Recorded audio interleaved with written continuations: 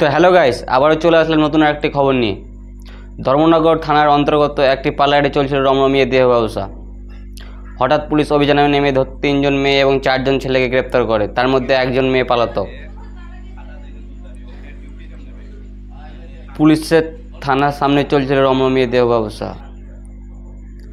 গোপন সূত্রের খবর শুনতে পেয়ে পুলিশ হানা দেয় সেই পার্লারের ভিতরে। সেখান থেকে 4 জন মেয়ে এবং 3 জন ছেলেকে গ্রেপ্তার করে সেই থানার পুলিশ।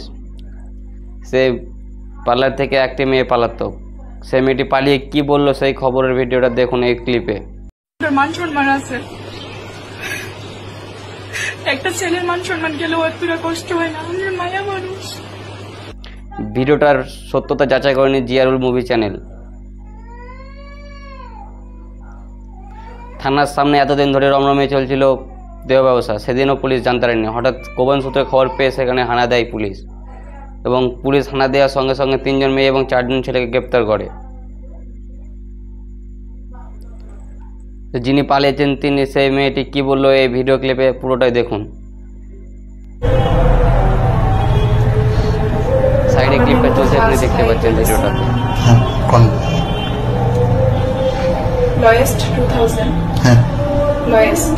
আচ্ছা, আর এই মেয়েটার ভিডিও কদিন ধরে সোশ্যাল মিডিয়াতে বহুত ভাইরাল হয় এবং ফেসবুকে। তিনি এখন রিপোর্টারদেরকে হুমকি দিচ্ছে তিনি এখন মানহানির মামলা করবে।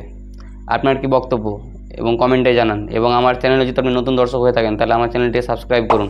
এবং আপনি যদি এই ভিডিওটা আমার ফেসবুক পেজ থেকে দেখছেন তাহলে আমার পেজটা ফলো করুন।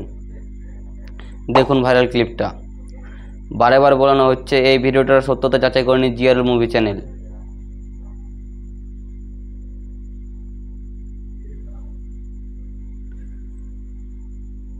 যদি এই ভিডিওটা ভালো লেগে থাকে তাহলে আপনি আমার চ্যানেলটি সাবস্ক্রাইব করবেন এবং লাইক করবেন। এবং আপনি যদি আপনার এলাকার খবর পাঠাতে চান তাহলে স্ক্রিনে দেওয়া নম্বরে পাঠাতে পারেন। এবং আপনার যে কোনো বিজনেসের স্পন্সরশিপ করতে চান তাহলে আমার এই নিজের দেওয়া নম্বরে যোগাযোগ করুন।